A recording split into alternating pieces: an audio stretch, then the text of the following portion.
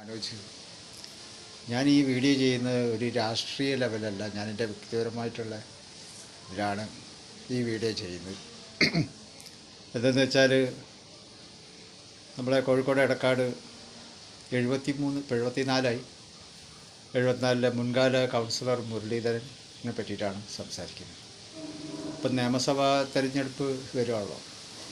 അപ്പോൾ ഈ നിയമസഭാ തെരഞ്ഞെടുപ്പിൽ നമുക്ക് ഈ എടക്കാട് പല പല കാര്യങ്ങളും ചെയ്തു തന്ന ആളാണ് ഈ മുരളീധരൻ.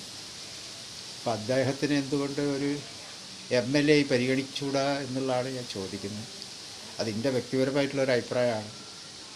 ഇപ്പോൾ ഒരു MLA ആയിട്ട് അദ്ദേഹത്തിന് വരികയാണെങ്കിൽ വളരെയധികം വികസനങ്ങളും ആ ബൗണ്ടറിയിലുള്ള എല്ലാ കാര്യങ്ങളും അദ്ദേഹത്തിന് ചെയ്യാൻ കഴിയും എന്നാണ് എൻ്റെ ഒരു അഭിപ്രായം.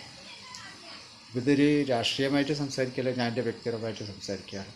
പക്ഷേ ഞാൻ ഈ സംസാരിക്കുന്നത് ഈ എടക്കാട് 74 വാർഡിലുള്ള ഏതൊരു വ്യക്തിയും ഞാൻ ഈ പറയുന്ന കാര്യം ശരിവെക്കും എന്നാണ് എൻ്റെ ഒരു വിശ്വാസം.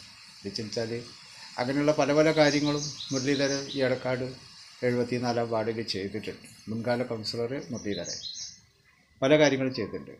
അപ്പോൾ എന്തുകൊണ്ട് ഒരു MLA ആയി ഇദ്ദേഹത്തിനെ പരിഗണിക്കാൻ കഴിയില്ല, പരിഗണിച്ചുകൂടാ എന്നാണ് എൻ്റെ ഒരു ഇത്. ഞാൻ അറിയാതെ ചോദിക്കുകയാണെങ്കിൽ തെറ്റാണെങ്കിൽ ക്ഷമിക്കണം. എന്തായാലും ഞാൻ എൻ്റെ ഒരു അഭിപ്രായം പറയണം. എല്ലാവർക്കും